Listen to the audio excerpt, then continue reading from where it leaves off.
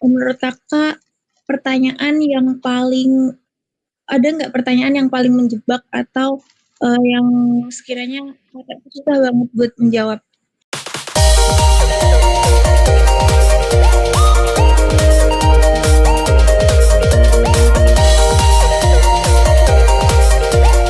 Oke, jadi untuk pertemuan yang akan datang, kita akan adakan mock up.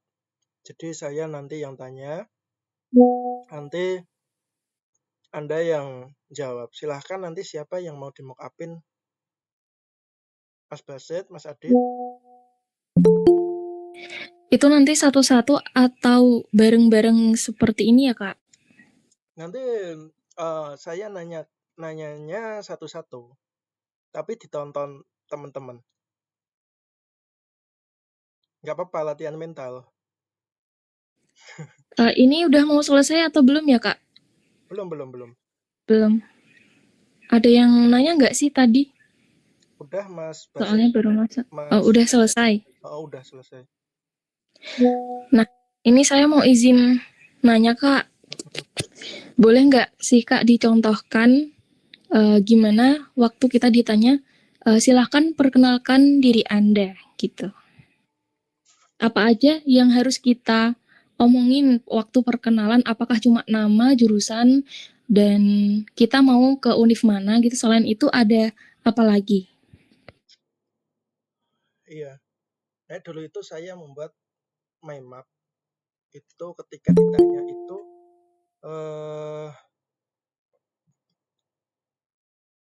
kalau tentang pertanyaan jangan terlalu panjang ya. Kalau tentang ditanya tentang perkenalkan diri Anda, cukup nama, alamat, tujuan Anda, dan kontribusi yang ingin Anda lakukan.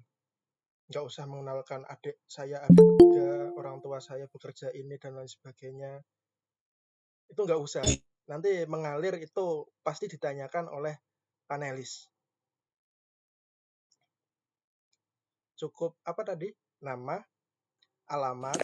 Nama, kita dari prodi mana, terus kita mau lanjut ke univ mana gitu. Hmm, Apa itu aja, Kak? Soalnya pengalaman waktu kemarin nggak ikut sih, tapi lihat gitu ya, Kak. Contoh mockup itu ada kayak menyebutkan saya ingin melanjutkan S2 ke univ A.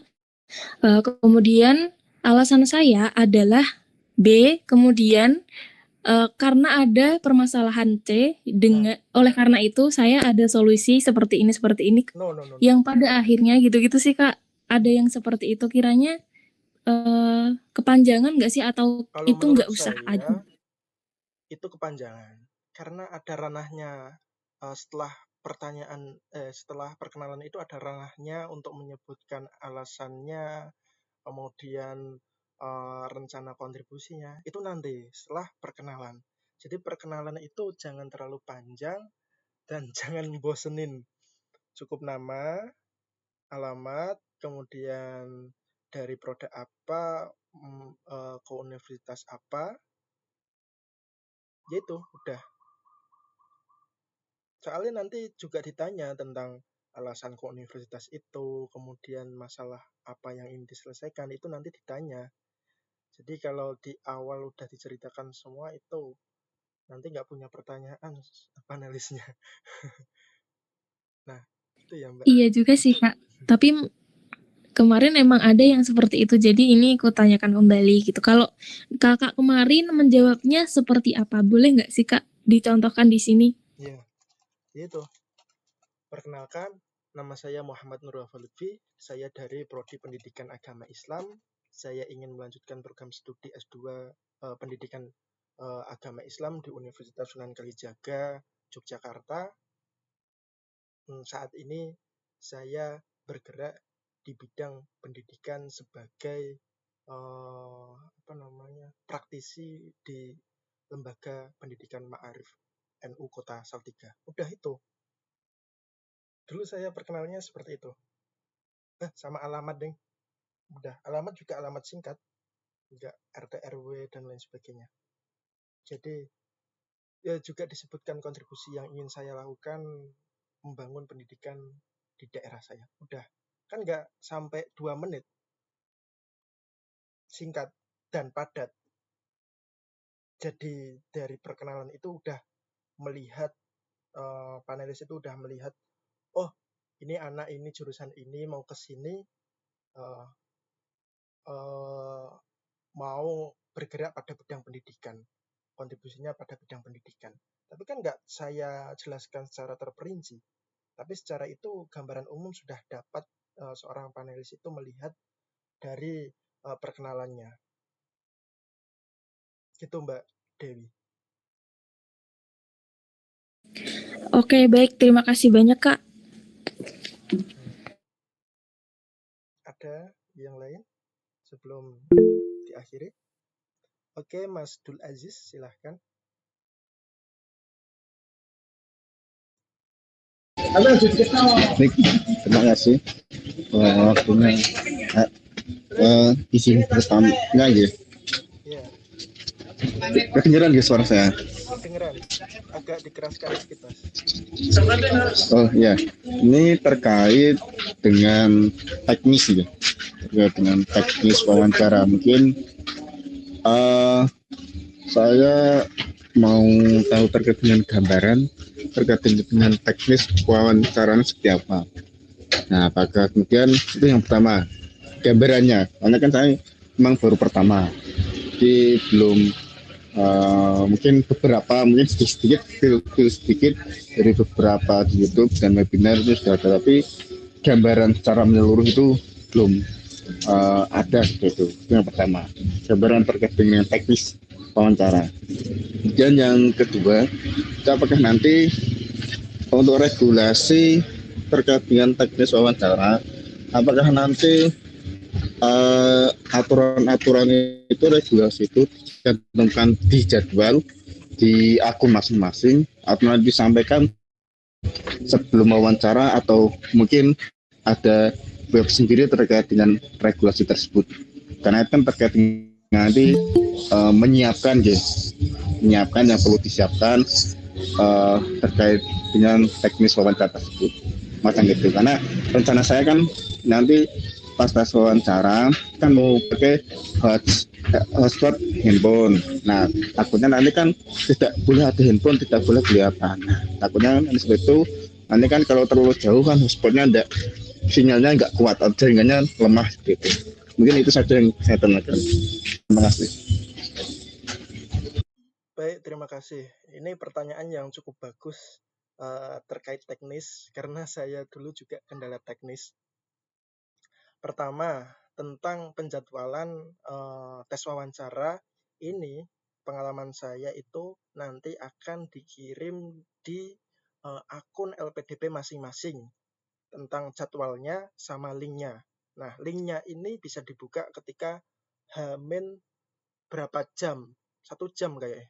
Jadi H-1 jam itu baru bisa dibuka. Nah, usahakan H-1 jam itu semua sudah prepare siap. Ketika udah masuk Zoom, biasanya itu bisa maju, bisa mundur. Kemarin saya maju malahan. Jadi untung udah saya buka H-1 jam. Nah, itu. Kemudian terkait dengan tata cara ketika atau tata tertib ketika tes wawancara itu nanti akan disampaikan oleh moderator. Nah, teknisnya dulu saya pertama pembukaan, kemudian menyampaikan tata tertibnya. Tata tertibnya pertama, seingat saya ya dulu ya, itu tidak boleh membawa HP. HP wajib di-off-kan, diperlihatkan di kamera. Kemudian berada di satu ruangan tanpa orang satupun. Jadi hanya yang diwawancarai di sebuah kamar. Dan nanti ketika hendak memulai wawancara, peserta itu wajib memutar 180 derajat, 360 derajat atau 180 derajat.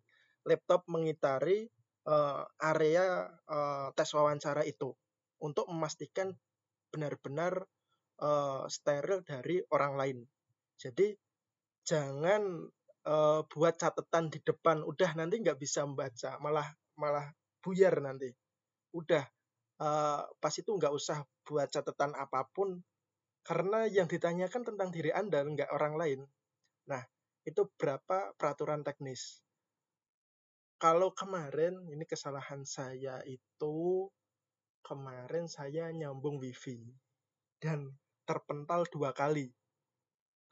Terpental 2 kali itu sampai ditelepon dari pihak LPDP. Padahal kan HP saya mati, sudah dimatiin. Nah, itu sangat panik. Tapi ternyata ya gara-gara itu malah jawabannya yang akhir-akhir itu agak ngacau. Nah, itu perlu dipersiapkan juga. Apakah pinjam, jangan pakai HP sendiri, pinjam punya temennya untuk hotspot, kemudian ataukah pakai wifi yang kabel ya, jangan wifi ya. Usahakan kabel itu ditancapkan ke laptop, itu harus diperhatikan. Bisa dicek dulu sebelum memulai wawancara. Karena saya dulu hujan deras, pas hujan-hujan, kemudian wifi-nya mati 2 kali. Itu sempat udah deg-degan, tapi ya alhamdulillah bisa menyelesaikan wawancara tersebut. Gitu ya Mas Dul Aziz, mungkin ada yang kelewatan bisa ditanyakan lagi.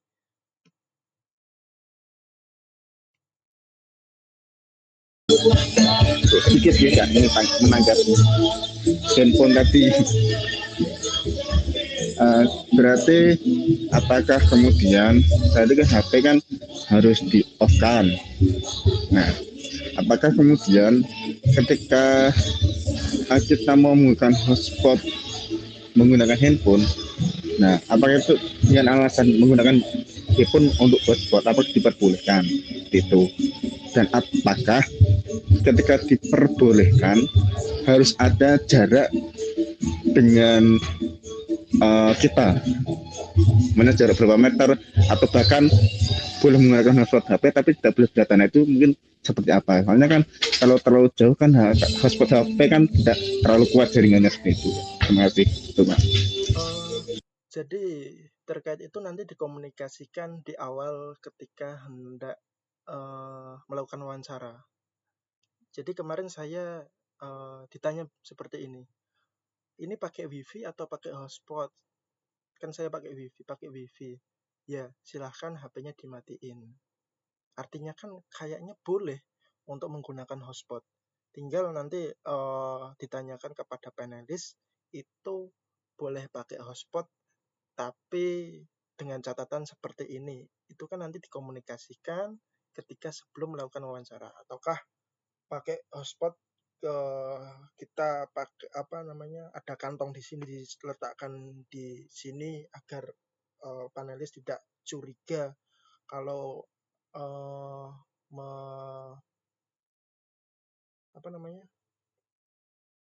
membuka HP itu juga bisa. Jadi tenang aja, panelis juga manusia, nanti dikomunikasikan dengan baik. Kalau nggak bisa menjawab ataukah ada kekurangan atau ada yang hendak disampaikan, izin saja. Mohon maaf Bapak, ini karena saya menggunakan hotspot, itu bagaimana kiranya baiknya. Nah, seperti itu Mas Dul Aziz. Nggak terlalu saklek kok panelis itu. Baik, yang masih sudah jelas ya. Baik, Kak mau tanya, ya silahkan. selama kakak wawancara nih, nah itu menurut kakak pertanyaan yang paling ada nggak pertanyaan yang paling menjebak atau yang sekiranya kakak susah banget buat menjawab? Oke. Udah kayak gitu aja. Kalau misalkan ada kayak gimana?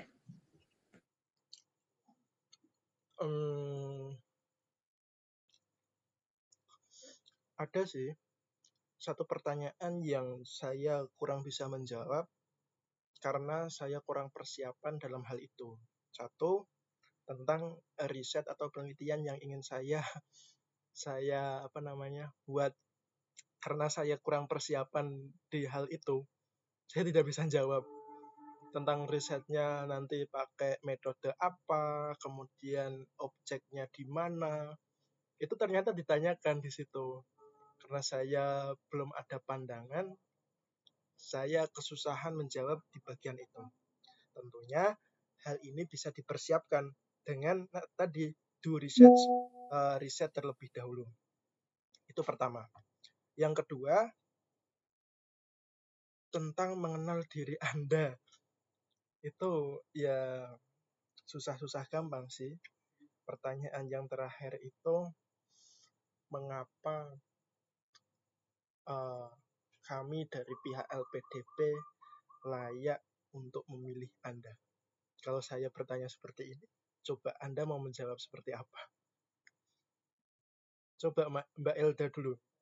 Kalau saya bertanya seperti ini, Mbak Elda mau menjawabnya bagaimana? Kenapa saya atau pihak LPDP layak memilih Mbak Elda?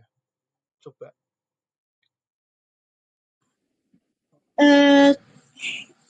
Mungkin jawabnya kayak gini Kak. Berdasarkan jawaban wawancara saya mendeskripsikan diri saya dan jawaban atas pertanyaan yang Bapak berikan, terus berarti aku menjawab aku layak, itu boleh nggak? Itu sangat sombong sekali. Iya, aku tahu. Jadi kayak gini, berdasarkan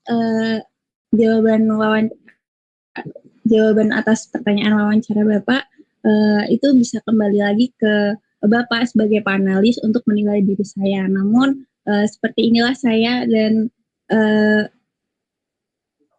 ada beberapa kontribusi yang sudah saya sampaikan ke Bapak. Semoga dari wawancara kali ini Bapak bisa mempertimbangkan bagaimana jawaban saya, bagaimana kontribusi saya terhadap masa depan nantinya, kayak gitu deh pokoknya. Intinya jawabannya tergantung Bapaknya gitulah. Berarti pasrah berarti. Gitu boleh nggak? Ada serba salah. Saya beri pelicin ya. Ya intinya dalam menjawab itu, usahakan panelis itu tidak bisa mengembalikan atas pertanyaan kita, jawaban kita. Kayak tadi, kalau saya menjawab saya ini layak, terkesan kan sombong. Tapi kalau Anda menjawab kurang yakin, yaitu saya kembalikan ke Bapak, itu kan terkesan pesimis. Jadi harus imbang. Kalau saya dulu menjawab seperti ini, berdasarkan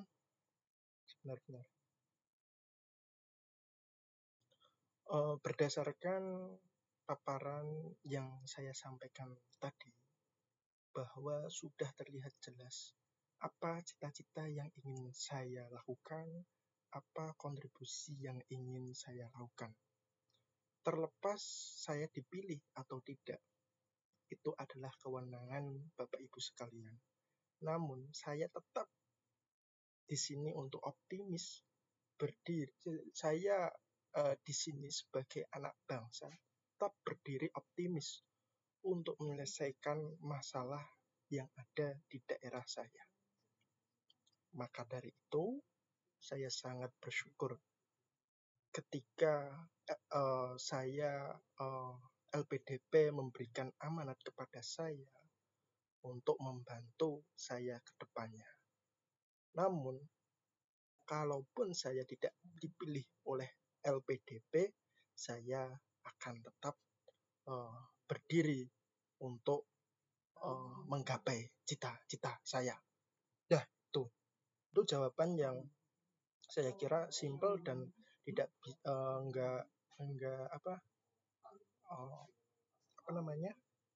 terlalu tinggi terkesan sombong atau terlalu rendah terkesan pesimis. Jadi bisa mencangkup semuanya, tapi bisa menjawab pertanyaan itu. Nah, seperti itu Mbak Elda. Nah, pengalaman saya dulu loh. Itu kartu as itu. Nanti saya catat, Kak. Oh, udah saya catat, Kak. Iya, ya. Terima kasih. Sama-sama.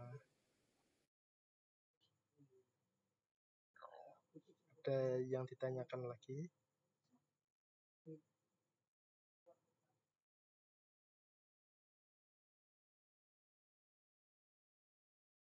Oh iya, mau tanya lagi. Misalkan kan wawancara. Nah, wawancara itu misalkan panelis bertanya A, nah kemudian kita menjawab A. Nah, untuk pertanyaan A itu panelis ada ngulik-ngulik hal yang lebih mendalam nggak, Kak? Atau pertanyaan A dijawab A udah, terus lanjut B jawab B gitu? Oke. Ya, bisa jadi. Bisa juga pertanyaan yang sama itu diulang-ulang terus dari panelis itu. Ya, panelis juga melihat kita konsisten nggak dalam menjawabnya. Bisa juga seperti itu. Artinya, ya nanti itu dari panelis itu kan juga dari LPDP kan. Dari pertanyaan-pertanyaan yang disusun oleh LPDP, itu satu pertanyaan, itu panelis itu ya memparafrase seperti kita berbincang-bincang. Jadinya bisa kemana-mana. Tapi dengan dasar satu pertanyaan itu. Begitu Mbak Hilda.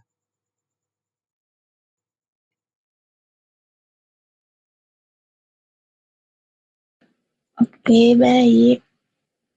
Makasih. Sama-sama. Ada lagi dari teman-teman?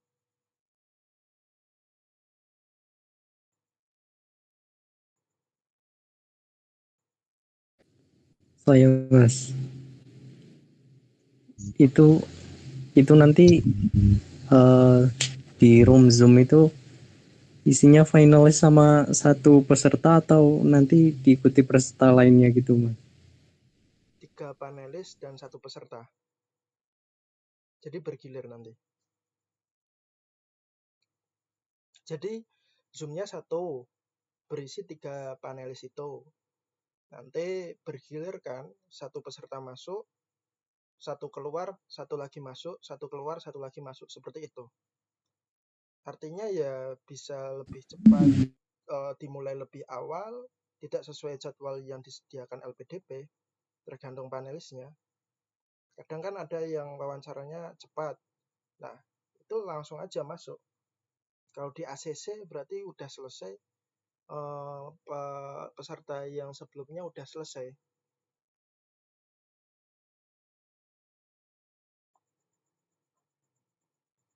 Ya, gambaran kasarnya di suatu kelas ada 3 orang panelis itu, kita masuk satu-satu. Masuk 1, keluar 1, masuk 1, keluar 1. Seperti itu. Seperti itu, Mas. Benar. Dan nanti tahu udah gilirannya itu gimana Mas? Takutnya kalau telat atau gimana? Makanya dari pihak LPDP mewajibkan untuk 1 jam sebelum jadwalnya itu harus sudah masuk. Ketika misal nanti di jadwalnya LPDP itu jam 9, tapi kan jam 10 harus sudah masuk. Tapi kan belum di ACC kan? Ketika setengah 9 udah di ACC, berarti kan yang peserta yang sebelumnya itu kan udah keluar. Paham enggak? Yang saya sampaikan. Paham Mas. Ya, seperti Cuma itu. takutnya kalau bukan kita, terus tahunya kita yang di ACC gitu Mas. Nggak mungkin. Itu nggak apa-apa. Nggak mungkin. Soalnya udah ada jadwalnya masing-masing. Sebelum 1 jam pun nggak bisa kita mengakses. Bisanya 1 jam atau setengah jam gitu. Dan nanti kan dikonfirmasi ulang namanya. dengan nomornya oleh panelis.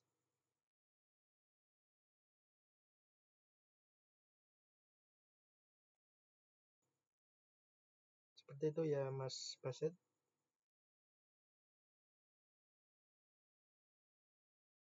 Oke, kalau nggak ada yang tanya lagi, silahkan Mbak Dewi. Kak. Izin saya dulu atau siapa tadi ya, Kak? Mbak Dewi dulu. Oke, baik.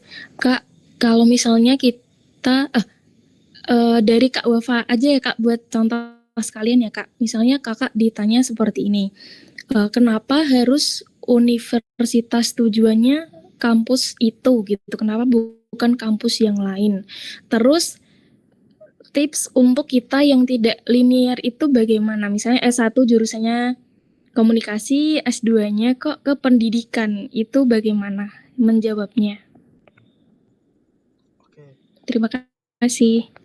Untuk pertanyaan yang pertama, saya juga udah menyampaikan tadi tentang alasan tujuan masuk universitas tersebut.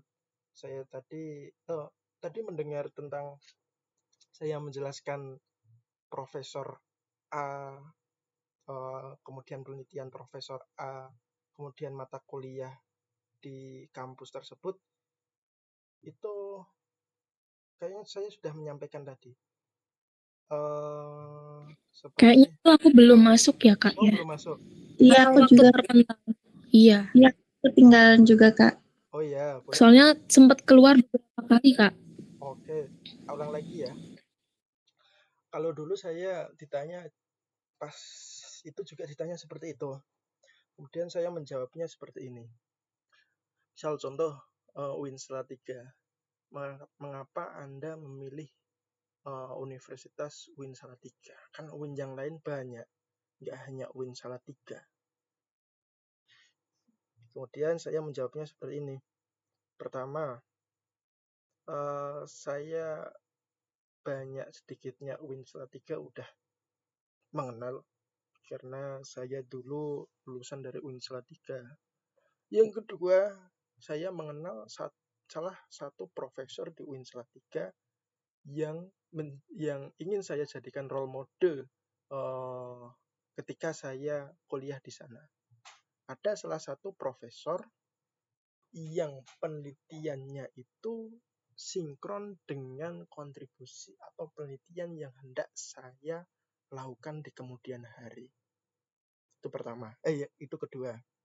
Yang ketiga, setelah saya riset di universitas ini, ada salah satu mata kuliah, jadi menyangkutkan mata kuliah ini, yang membantu saya relate dengan kontribusi yang ingin saya lakukan, yaitu tentang masalah pendidikan.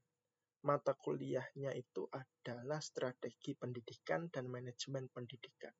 Saya belum mendapatkan mata kuliah ini ketika S1.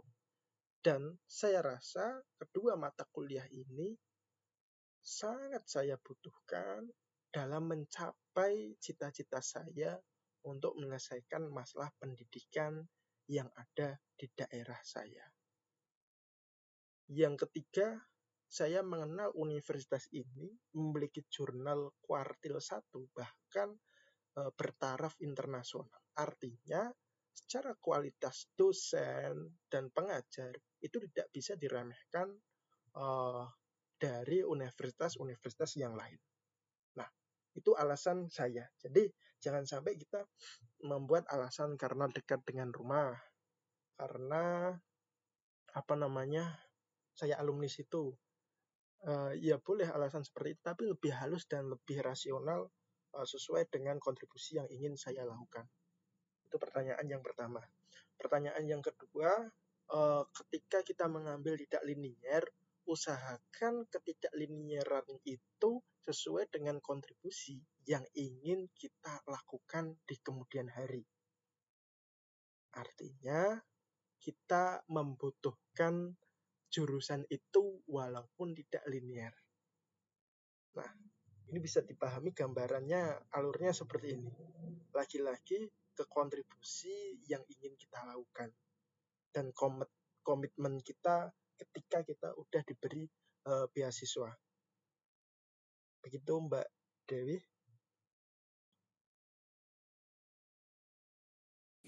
Baik Kak, sudah jelas. Ini apa udah selesai ya atau ada yang mau bertanya lagi? Saya masih ada satu pertanyaan soalnya Kak. Boleh?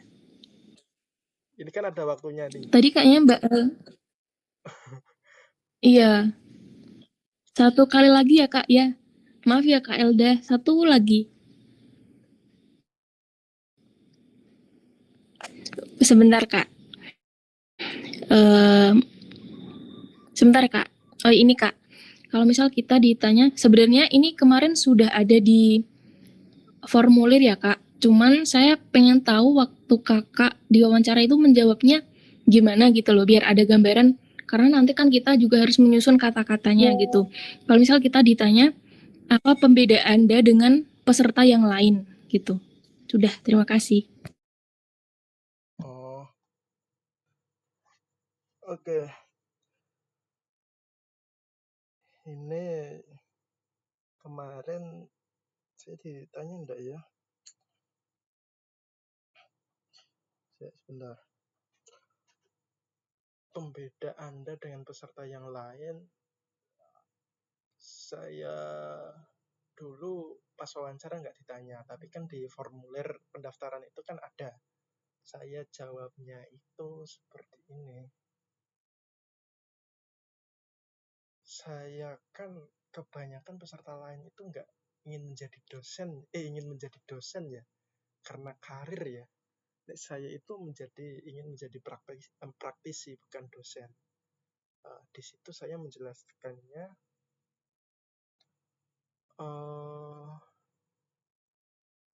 saya sangkut pautkan lagi tentang kontribusi yang ingin saya lakukan. Saya menjelaskan tentang kesetaraan pendidikan itu tidak hanya di kota-kota besar. Saya perbandingkan dengan kota Salatiga waktu itu. Kota Salatiga dengan luasan 6.000 lebih 6.000 lebih meter persegi, ada banyak SMA sekolah jenjang atas, SMA, SMK. Sedangkan di daerah saya itu tidak ada SMA negeri satu kali pun, walaupun luasannya 3 kali lebih luas daripada kota Salatiga. Di kecamatan saya itu tidak ada SMA satu kali pun. Jadi di sini jelas tujuan saya yang menjadi pembeda dengan yang lain itu pertama, saya ingin kembali ke daerah saya untuk membangun pendidikan di situ. Di saat teman-teman yang lain ingin menjadi seorang dosen, yang pastinya dosen itu kan di universitas itu kan tentunya di kota. Nah, itu kan juga bisa menjadi pembeda dengan peserta yang lain. Artinya mereka berlomba-lomba untuk menjadi dosen, itu juga sebagai tanda kutip mengejar karir kan. Kalau saya enggak, ya secara tidak langsung saya menjelaskan di situ bahwa karena untuk mencari maisha itu saya ingin berwirausaha, sedangkan untuk pengabdian dan kontribusi saya untuk daerah saya itu ingin mengembangkan masalah pendidikan. Nah, itu Mbak Dewi. Nah, setiap orang kan beda-beda permasalahannya. Artinya pintar-pintar kita mensinkronkan antara kontribusi, alasan, kemudian langkah-langkahnya. So, Mbak Dewi ini dari KPI ke? Dari KPI ke PAI. Tapi kontribusinya nanti masalah yang diangkat tentang KPI-nya atau tentang PAI-nya? Lebih ke pendidikannya Kak. Nah, Jadi di PAI-nya. nah itu kan sinkron. Ya, silahkan diperkuat di kontribusinya itu. Kenapa memilih jurusan itu?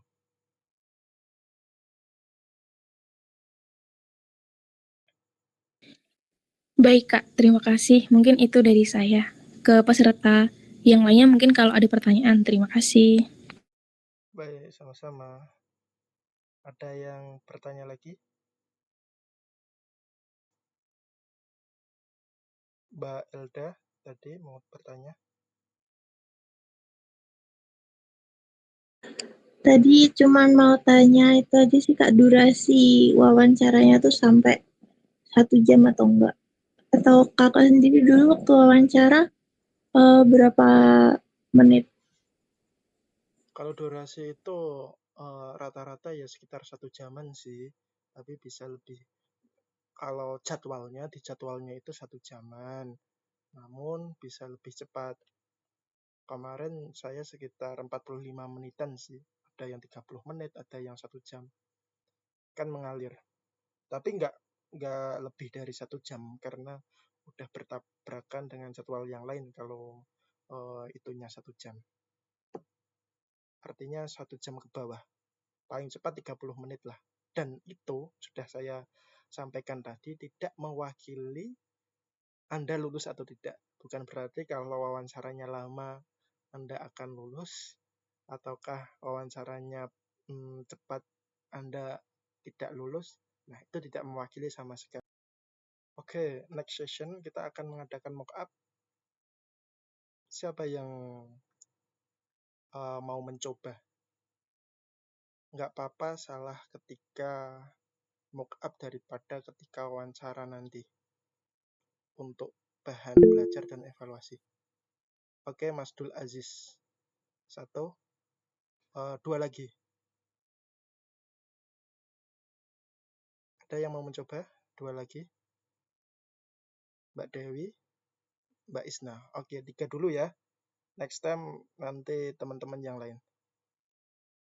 Ini 3 aja udah lama nanti. Nanti bisa mengirimkan CV-nya ke nomor saya ya, yang tadi. Nanti nomor-nomor yang sifatnya pribadi bisa ditutup. Oke. Kalau udah tidak ada pertanyaan, semoga next ke depan kita bisa bertemu kembali untuk sama-sama belajar. Tutup. Assalamualaikum warahmatullahi wabarakatuh. Waalaikumsalam warahmatullahi wabarakatuh. Waalaikumsalam warahmatullahi wabarakatuh. Waalaikumsalam warahmatullahi wabarakatuh.